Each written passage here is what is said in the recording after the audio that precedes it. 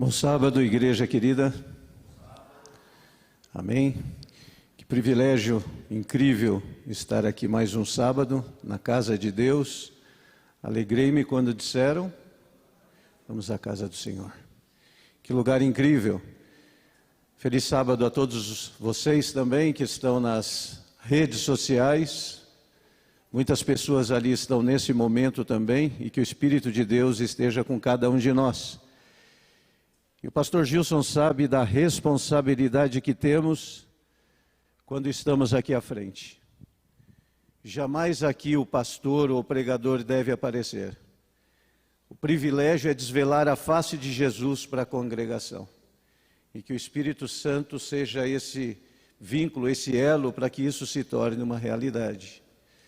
E para mim hoje é mais difícil ainda, porque fazendo uma analogia de Apocalipse 12, que iremos analisar nesses minutos que se seguem, ali fala de sol e lua.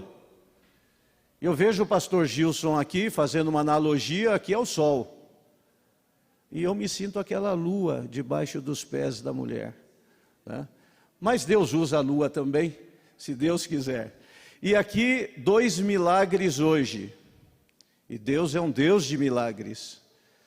E eu fico pensando a dificuldade do Cleiton fazer o pastor Gilson falar pouco. Realmente não é fácil. E pessoal, eu sou parente italiano. Agora é o segundo milagre. Davi fala pouquinho. Não sei se isso é possível, mas é um Deus de milagres, tudo será possível se Deus quiser. Mas nós iremos, isso eu sei que não foi ao acaso. Quando o pastor Gilson pediu para que eu estivesse aqui hoje, infelizmente eu não posso estar todos os sábados, que eu viajo muito, em função do meu trabalho. Cada sábado eu estou em uma igreja, numa parte aí do Brasil. Mas é muito bom a raiz estarmos aqui convivendo com os irmãos. E quando o pastor Gilson solicitou que hoje eu tivesse esse privilégio, eu já tinha exatamente preparado algo sobre Apocalipse 12, que é exatamente o motivo da lição da Escola Sabatina dessa semana, que já foi passada algumas questões aqui, agora pela manhã. E exatamente esse capítulo 12 trata do grande conflito entre Deus e o inimigo, e nós fazermos parte disso, dessa guerra cósmica. E hoje será entregue livros. A igreja como um todo está fazendo esse serviço. Aliás, esse é o trabalho da igreja remanescente. Nós temos uma mensagem, meus irmãos. É muito bom falar que Jesus é amor, que Jesus é incrível, que Jesus veio, que Jesus nasceu, que Jesus ressuscitou. Praticamente todas as igrejas falam a esse respeito. Mas o que Jesus está fazendo hoje no céu é uma prerrogativa da igreja remanescente. Jesus no santuário. E o que Jesus está realizando e o que vai acontecer nessa reta final. E nós somos os atalaias, os porta-vozes para essa última mensagem. Às vezes nós ouvimos algumas pessoas dizendo, mas a igreja não está falando demais de Apocalipse, de Daniel, das profecias. Será que isso não cansa um pouco a igreja?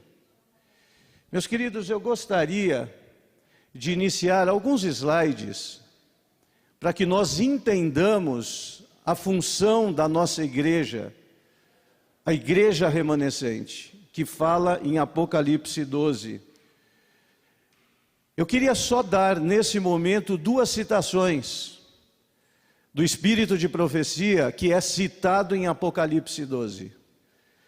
A primeira citação da serva do Senhor diz: precisamos estudar o livro do Apocalipse, especialmente as importantes mensagens que devem ser apresentadas ao nosso mundo. Quando, se não agora, devem essas mensagens serem dadas? Esse é o momento. E na sequência, o livro do Apocalipse deve ser aberto perante o público. A verdade que contém deve ser proclamada, a fim de que as pessoas tenham uma oportunidade de preparar-se para os acontecimentos que logo ocorrerão. A mensagem do terceiro anjo deve ser apresentada como a única esperança de salvação de um mundo que acontece o que com ele? Perece, como acabamos de ver a pequena história do Crede. Não importa a tua situação, não importa as dificuldades que você enfrenta, tenha certeza, Jesus está te estendendo a mão. E o Apocalipse é exatamente a revelação de Jesus para esses últimos dias. Então eu queria rapidamente, se você puder abrir a palavra de Deus em Apocalipse 12, eu quero fazer algumas reflexões que aqueles que têm a lição da escola sabatina, repito, foi exatamente o assunto dessa semana. Mas eu queria abordar algumas outras questões desse capítulo com todos os irmãos. É interessante que o Apocalipse, ele é dividido em 8 visões distintas. É uma sequência de visões. Lá no comecinho, nós começamos com as 7 igrejas.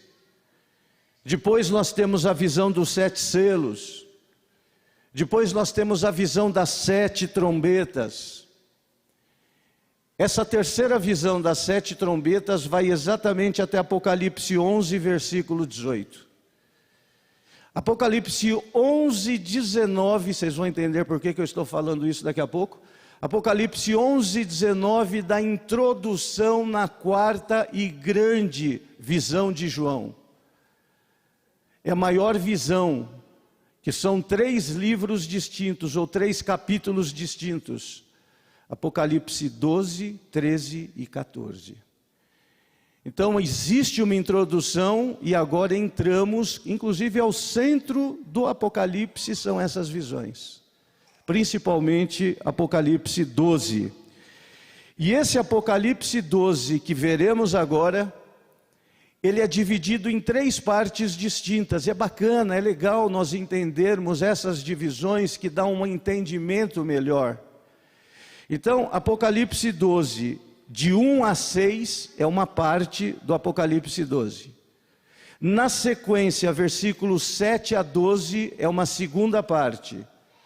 E, finalmente, Apocalipse 13 até o fim, é uma outra parte, é uma outra explicação desse capítulo.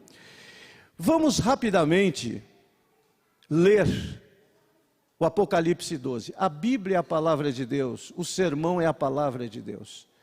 Então vamos analisar agora. Eu vou pedir a Miriam, se puder pegar aí o microfone. A Miriam irá ler, eu pediria os slides que eu só vou passando para acompanharmos. Tá? Deixa eu ver o que eu fiz aqui.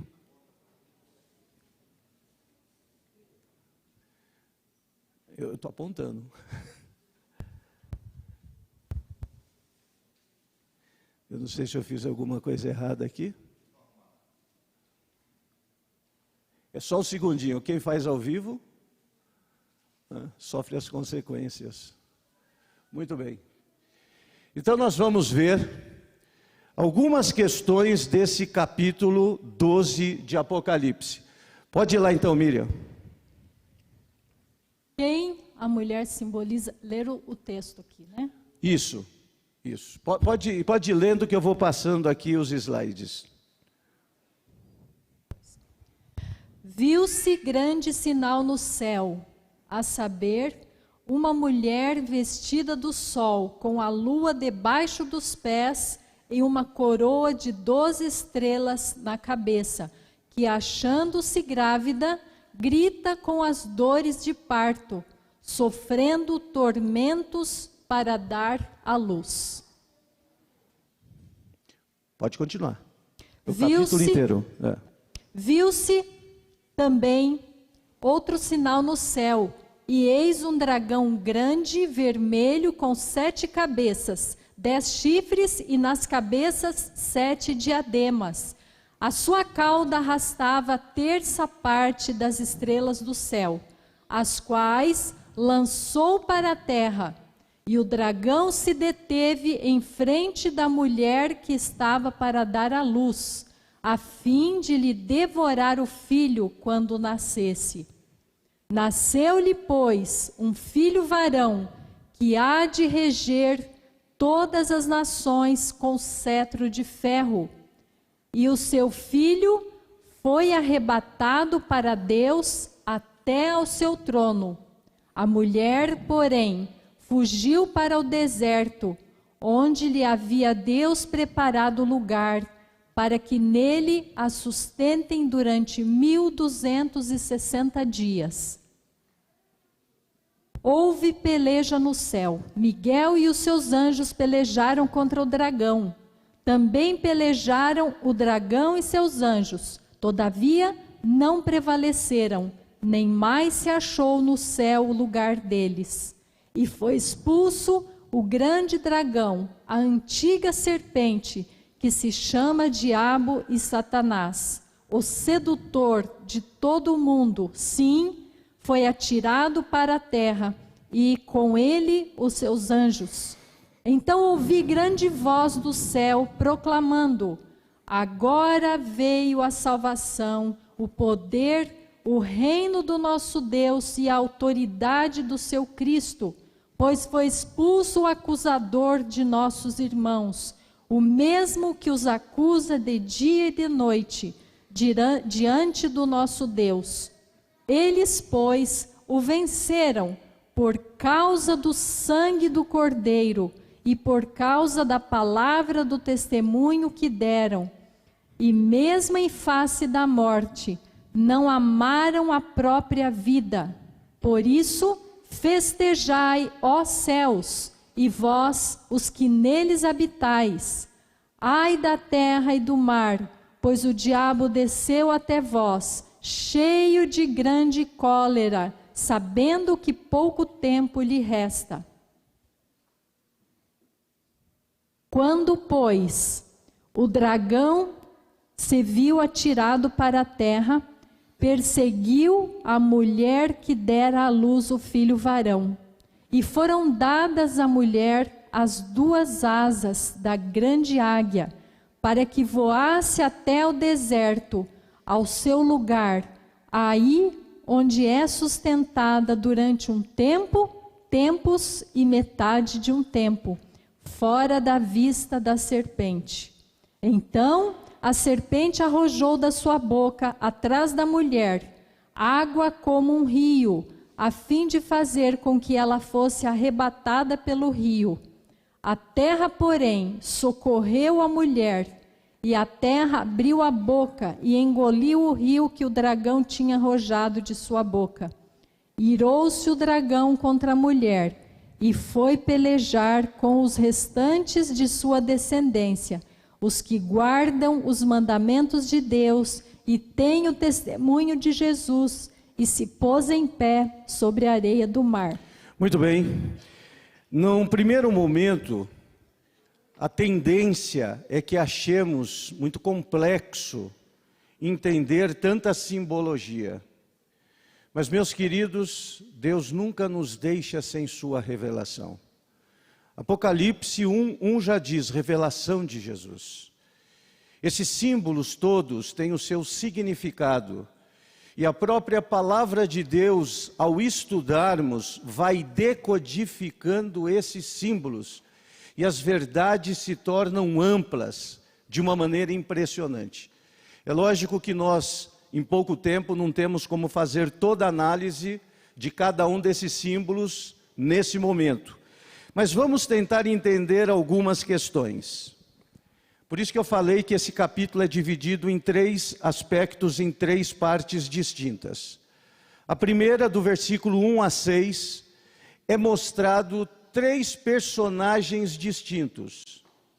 Quais são esses personagens? Uma mulher adornada ali com ornamentos celestes, fala de sol, fala da lua sob os seus pés, fala de uma coroa.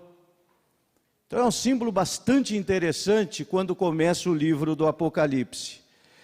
Ali fala do filho, que a mulher grávida concebeu um filho que iria reger as nações. E o terceiro personagem, bem diferente, agora fala de um dragão vermelho, um animal totalmente diferente, 7 cabeças, 10 chifres. Então, ao estudarmos esses símbolos, o próprio capítulo 12 nos mostra claramente: o filho que nasceu da mulher é Jesus Cristo, o nosso Salvador. O dragão é o grande inimigo, é Satanás, o diabo. Capítulo 12, no versículo 7, 8 e 9, o identifica de forma muito clara. Mas em nenhum momento claramente identifica quem é a mulher. O capítulo fala do filho como Jesus, nascido, viveu. Fala do dragão que perseguiu profundamente o filho, perseguiu a própria mulher, mas não identifica claramente a mulher. O interessante, meus queridos, é que nessa primeira sessão, do versículo 1 a 6, que a Miriam leu, mostra o dragão perseguindo o filho que nasceu da mulher. Interessante, ao estudarmos o Evangelho, nós vimos que desde cedo Satanás tentou destruir Jesus. Usou seus instrumentos, Herodes e tantos outros, para acabar com o filho. Mas aqui Apocalipse 12 diz que o menino cresceu, viveu e foi arrebatado para o céu, salvo pelo seu pai. Então, o dragão não conseguiu destruir o filho, não conseguiu destruir Jesus. É o centro desse capítulo. Mas aí diz que então ele foi atrás da mulher. E quando nós analisarmos aqui com bastante propriedade, nós iremos perceber que a mulher é o símbolo da igreja, é o símbolo do povo de Deus aqui nessa terra. Então agora não deu certo destruir o filho, que era seu objetivo maior, então ele vai atrás da igreja, do seu povo. E aqui é interessante que a mulher foi tão perseguida, que o relato do capítulo 12 disse que ela teve que fugir para o deserto. Ela teve que fugir para lugares ermos. E aqui fala até num período que isso ela teve que fugir por 1260 anos, que está no relato.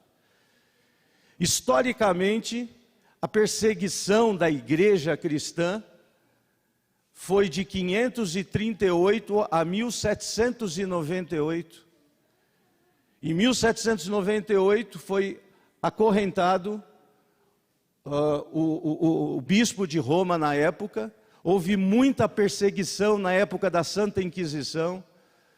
Houve perseguições terríveis, até a simbologia mostra que o inimigo, o dragão, lançou como que uma corrente de água, de mar, para tentar destruir, para tentar afogar a igreja, mas ela foi guardada poderosamente, miraculosamente pelo nosso Deus.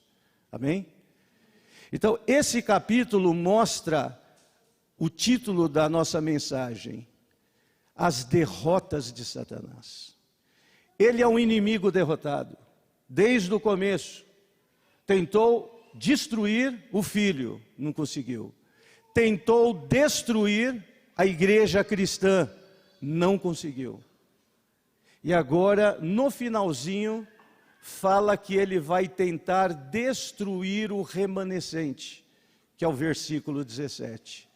Aquele remanescente dessa igreja que teve que fugir por 1260 anos. E aqui no versículo 17, identifica claramente quais são as características do povo remanescente que Satanás tem ódio, que agora a fúria dele está contra esse povo. Quais são as características desse povo no versículo 17? Aqueles que guardam os mandamentos de Deus e têm o quê? O testemunho de Jesus. Muito bem, vimos de uma maneira rápida que aqui nesse capítulo 12 mostram os três personagens: o filho, a mulher que é a igreja e o dragão perseguidor. Já vimos que o próprio capítulo identifica claramente quem é o filho, que é Jesus Cristo, o Messias, o Salvador. Mostra claramente quem é o dragão. E também fala dessa mulher que de início ela não é identificada. Mas ao estudarmos a palavra de Deus, nós vemos claramente que aqui se trata da igreja. A igreja não só cristã, mas a igreja do Velho Testamento também. Porque aqui diz que a igreja estava grávida, a mulher estava grávida. Se a mulher estava grávida, ainda o filho não tinha aparecido. Então, isso mostra que João teve uma visão da igreja na sua totalidade, do velho concerto e da nova aliança. Aqui mostra a unidade da igreja. E o dragão sempre odiou todos aqueles que seguem a Deus, as suas mensagens e os seus princípios. Muito bem, essa é a primeira divisão do capítulo. De maneira bem rápida, os três personagens de maneira claramente identificadas. O dragão, o inimigo, tentando destruir o filho e tentando destruir o seu povo durante as épocas, durante as eras. Esse é o objetivo dele. Agora, do versículo 7 em diante, vem uma outra parte. O segundo momento. Aqui agora vai falar de uma peleja. Ah, meus queridos, quantas coisas nós vamos ver nessa parte. Aqui fala de uma peleja no céu. Num primeiro momento, que peleja é essa? Nós sempre vamos ou temos uma lembrança que houve aquela peleja no céu, quando Satanás foi lançado fora, que ele quis se exaltar, ele quis estar acima do trono de Deus. E ali mostra que ele foi lançado, daí o significado de diabo, lançado. Mas será que aqui essa peleja se refere àquele momento? O contexto aqui não é esse. É interessante que se você for fazer a sequência, no final do versículo 5 e o começo do versículo 6, aqui você vê que Jesus foi para o céu, que agora o inimigo persegue a mulher que foge para o deserto. E aqui no contexto desse livro, desse capítulo, essa peleja no céu deu-se no momento entre a intronização de Jesus no céu e a perseguição grande para a igreja. Houve uma segunda peleja no céu. O que diz aqui o versículo 13? Quando o dragão se viu precipitado na terra, perseguiu a mulher que dera a luz ao filho. Percebam a sequência?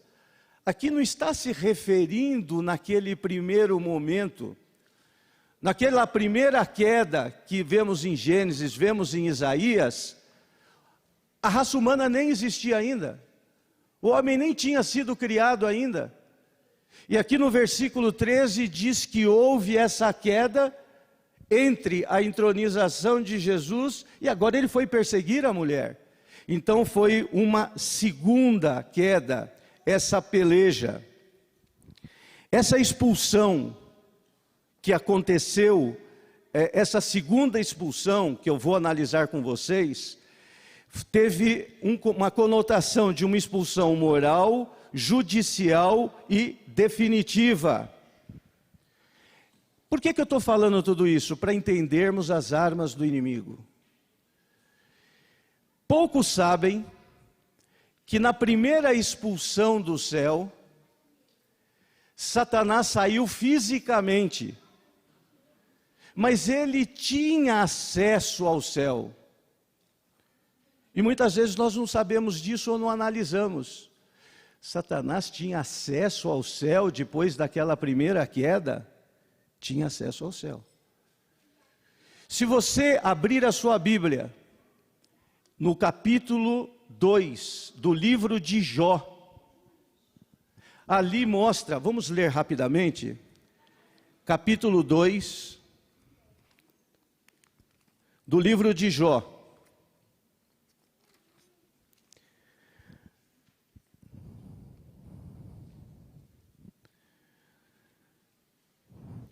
Chegou outra vez o dia em que os filhos de Deus vieram apresentar-se perante o Senhor, e veio também Satanás entre eles apresentar-se perante o Senhor. Então o Senhor perguntou a Satanás: de onde você vem? Respondeu Satanás ao Senhor dizendo: de rodear a terra e de passar por ela e passear sobre ela. Então, ele tinha acesso ao céu. Por que ele tinha esse acesso ao céu? Porque quando Adão pecou, quando Adão não resistiu aos encantos de Satanás junto com Eva, ele entregou essa terra para ele. Por que eu estou falando que Adão fez isso? Porque nós vamos ver agora que quando Deus criou Adão e Eva, Ele colocou Adão como príncipe deste mundo. Adão era o responsável por esse mundo. E quando Adão caiu à tentação, ele cedeu para o inimigo. E então o inimigo, por usurpação, assumiu este mundo e aí foi chamado do príncipe deste mundo por usurpação. Tem um texto, se puder dar mais uma ligadinha, de Ellen White, que retrata bem isso. Patriarcas e Profetas, página 67. A transgressão de Adão tinha trazido miséria e morte. O sacrifício de Cristo traria vida e imortalidade. Prestem atenção para entendermos Satanás como príncipe por usurpação desse mundo e por que ele tinha acesso ao céu. Não somente o homem, mas também a terra tinha pelo pecado vindo sob o poder do maligno e deveria ser restaurada pelo plano da redenção. Ao ser criado, foi Adão posto no domínio da terra. Adão foi posto no domínio da terra. Mas, cedendo à tentação, foi levado sob o poder de Satanás. Porque de quem alguém é vencido, do tal faz-se também servo, segundo São Pedro 2,19. Quando o homem se tornou cativo de Satanás, o domínio que exercera passou para o seu vencedor. Assim Satanás se tornou o Deus deste século. Ele usurpou aquele domínio sobre a terra, que originalmente fora dado a Adão. Cristo, porém, pagando pelo seu sacrifício a pena do pecado, não somente remiria o homem, mas restabeleceria o domínio que ele perdera. Tudo que foi perdido pelo primeiro Adão, estaria sendo restaurado pelo segundo. Não sei se todos estão entendendo essa sequência. Satanás tentou destruir o filho, não conseguiu. Ele voltou ao céu e foi entronizado. Lá ele está no trono como vitorioso. Tentou perseguir a mulher e ela fugiu ao deserto, não conseguiu destruir a mulher. Entre a entronização de Jesus e a perseguição da mulher, o relato diz que o inimigo foi lançado, agora pela segunda vez. O que isso quer dizer? Houve um segundo momento. Satanás tinha acesso ao céu. Ele não morava mais no céu, porque antes da criação do homem, ele já tinha sido lançado fisicamente. Mas ele, segundo a Bíblia, é o acusador dos irmãos. O relato diz que ele é a antiga serpente, o acusador. Então ele tinha acesso, como nós estamos vendo em Jó capítulo 2. Quando havia as reuniões celestiais, o Supremo Tribunal Divino se reunia, ele ia para acusar os irmãos. E ele foi lá em Jó 2 para acusar Jó, para dizer que Jó só era fiel a Deus, porque Jó tinha tudo. E aí conhecemos a história. E Deus permitiu que o inimigo tocasse na vida de Jó, para mostrar que Jó o amava independente de todas as coisas que tinha. Então Satanás, ele ia para acusar os irmãos. E agora o relato a partir do versículo 7 de Apocalipse 12. Quando Jesus foi entronizado ao céu, Satanás se irou sobremaneira, e ele seguiu a Jesus, conforme o relato do Espírito de profecia. E ele foi fazer uma outra peleja, porque ele não admitia ter perdido o controle da terra. Aqui era o planeta dele. Aqui por usurpação ele assumiu o poder dessa terra. E agora ele entendeu que Jesus entronizado novamente no céu, ele tinha perdido o controle da terra. Jesus venceu pelo poder e pelo amor. Então agora o versículo 7 diz que ele vai atrás de Jesus para peleja. É o que diz aqui agora. A que ponto que o inimigo chega? E agora o versículo 7 diz que Miguel, que é o símbolo grande de Jesus vitorioso, finalmente agora expulsa o inimigo. E ele, a partir de então, nunca mais teve acesso ao céu. E agora ele vem para essa terra. E ali o capítulo 12 diz que ele está irado. E agora sim, ele veio fazer guerra à semente de Jesus. Ele veio para destruir a igreja dentro de todas as suas possibilidades. Esse é o cerne do grande conflito. Daí a importância de entregarmos esse livro de mão em mão. Mostra todas essas questões. Quem é o inimigo derrotado? E quem é o nosso Deus vitorioso? E ele odeia isso. Ele é um colecionador de derrotas. Não conseguiu destruir o filho. Não conseguiu destruir a mulher. Agora no versículo 17, ele vai atrás do remanescente, que somos nós, a sua igreja. Deus permita que estejamos firmes e em pé. Eu aqui tenho só mais um versículo que eu queria passar, depois que Satanás foi expulso. Então aqui, São João 12:31. São João 12:31, só para ratificar tudo o que estamos falando. Essas palavras de Jesus foram ditas por ele mesmo um dia antes da sua morte, para os discípulos. E o versículo 31 diz, de São João 12, agora é o juízo deste mundo, agora será expulso o príncipe desse mundo. Percebam, está falando da expulsão de Satanás. No dia seguinte Jesus morreu. Que expulsão é essa que Jesus está falando de Satanás? É essa expulsão de Apocalipse 12, versículo 7. Satanás foi atrás de Jesus. E ali houve a peleja no céu. Agora ele foi definitivamente expulso do céu. Ele não participaria mais dos concílios como acusador dos irmãos. E mais uma confirmação está nas 3 tentações que Jesus teve. Qual foi a terceira? Alguém lembra? Lá no deserto?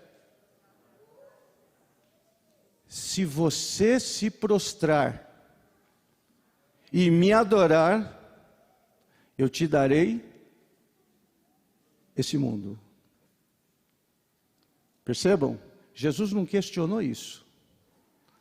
Jesus não disse, não, você não é o príncipe desse mundo. Porque Satanás, por usurpação, tinha assumido aqui quando Adão errou. Mas Jesus não aceitou esse preço. Jesus foi muito além. Ele aceitou a morte de cruz para nos resgatar pelo amor. E encerrando, o texto encerra ali no versículo 17. Ai da terra e do mar, o diabo desceu até vós, sabendo que pouco tempo lhe resta. Estão percebendo a sequência da história da igreja? A sequência da inimizade entre Deus e Satanás? E agora diz para a nossa igreja: o diabo tem pouco tempo. Ai de vós, porque agora ele vem com toda a ira para destruir o remanescente, o povo fiel de Deus. Nós já vimos que o capítulo 12 tem algumas divisões. E a dúvida é: quem é essa igreja que guarda os mandamentos de Deus e tem o testemunho de Jesus? Satanás tenta sempre distorcer tudo. Ele diz que esses mandamentos não é o decálogo. São dados éticos. É o relacionamento de amor entre as pessoas. Porque ele quer destruir a realidade dos mandamentos que são eternos como o próprio Deus. Mas quando você vai, por isso que eu falei que o capítulo 11, versículo 19, a introdução do capítulo 12, que estamos falando, ali diz que viu-se o céu, Jesus no santuário, e lá estava a arca. O que é que tinha dentro da arca? O decálogo. Não há como fugirmos disso. Ali são os mandamentos de Deus, as suas regras morais. Por mais que Satanás tente dizer que não tem nada a ver com o decálogo. Então, ali claramente é o decálogo. E o que é o testemunho de Jesus? Apocalipse 19, 10. O que é o testemunho de Jesus? O Espírito de profecia. Aqui está a característica da igreja remanescente, a qual acabou de dizer: Satanás sabe que tem pouco tempo. Ai de vocês que estão na terra, porque agora ele vem com força redobrada contra esse grupo. Quem guarda os mandamentos de Deus e tem o testemunho de Jesus, que é o Espírito de profecia. Ah, meus irmãos, Deus ama toda a nossa igreja. Deus ama todo o povo, não só a igreja adventista. Porque uma das mensagens angélicas é: sai dela, povo meu. Grande parte dos salvos ainda estão na Babilônia, que é a confusão religiosa, que é a confusão espiritual. Não tiveram ainda a oportunidade de conhecer o centro do Evangelho, que é Jesus Cristo. Muitos são sinceros e estão aceitando aquilo que dia a dia eles têm ouvido e visto, mas ainda não têm a verdade. E essa mensagem é desse povo, essa igreja remanescente. Daí a importância desse trabalho que a igreja está fazendo. Levarmos o grande conflito, que mostra exatamente o centro desse capítulo que estamos estudando. Essa luta espiritual entre Deus e o dragão, que nós fazemos parte como igreja remanescente, como nós estamos vendo. E encerrando, o último versículo é bastante interessante. Disse que agora então, o dragão, irado, disse que ele ficou parado na areia. Por que essa expressão que ele ficou parado na areia? A areia é o espaço entre o mar e a terra, não é isso? Agora vem Apocalipse 13, que a nossa igreja prega tanto. O que diz em Apocalipse 13? O inimigo chama a besta que surge do mar e uma besta que surge da terra. Perceba o encerramento do capítulo 12, preparando o capítulo 13. Ele para num ponto simbolicamente para ele chamar um poder que surge do mar. Mar é o símbolo de povos, nações. E um poder que surgiu da terra. E nós entendemos que esse que surgiu do mar é o bispo de Roma, é o poder romano, e aquele da terra é o próprio Estados Unidos, que o Espírito Santo, o Espírito de profecia nos relata. Quanta coisa para entendermos e estudarmos. A Bíblia fala que esse poder que surgiu do mar teve uma ferida mortal, perseguiu o povo de Deus por 1260 anos. Santa Inquisição. Teve uma ferida mortal, 1798, quando o bispo foi preso, lá no Vaticano, por Berthier, um general francês. Mas disse que esse poder se recuperaria. A ferida seria curada.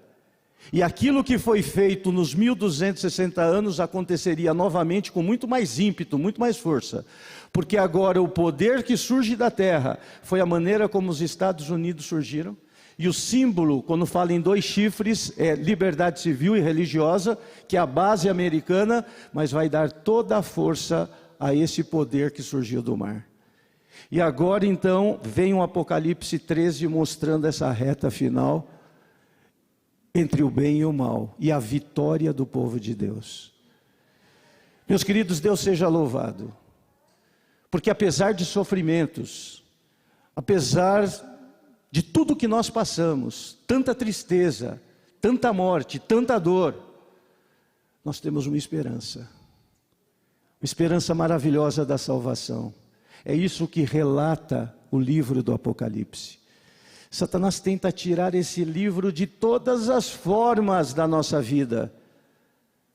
Mas o capítulo 1, versículo 1 já começa a revelação de Jesus Cristo. Jesus está revelado. E o inimigo está revelado.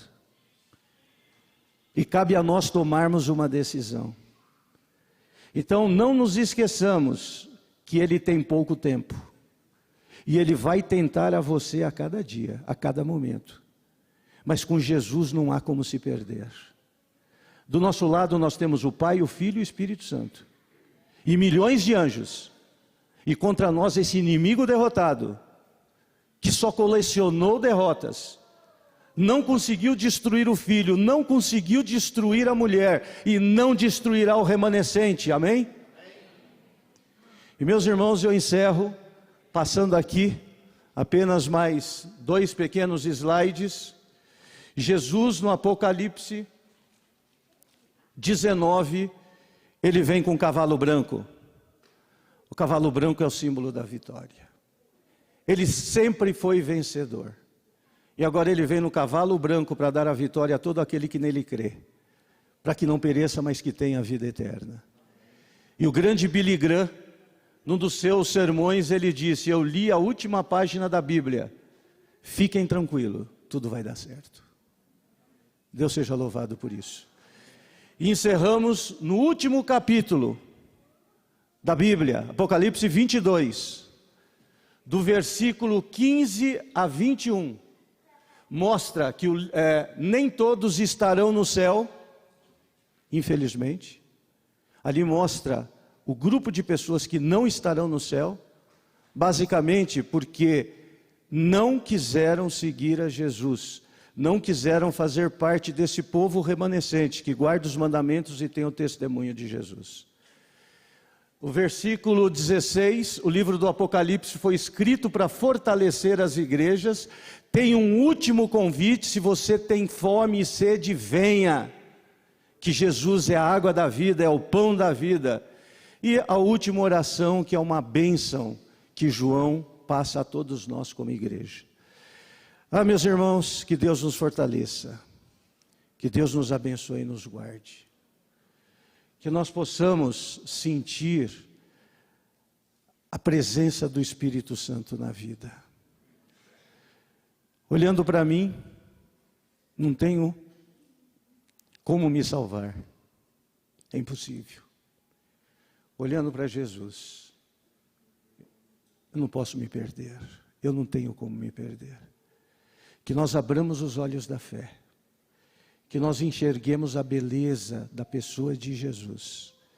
E que nós estejamos ao lado dele no grande dia da sua vinda. Amém.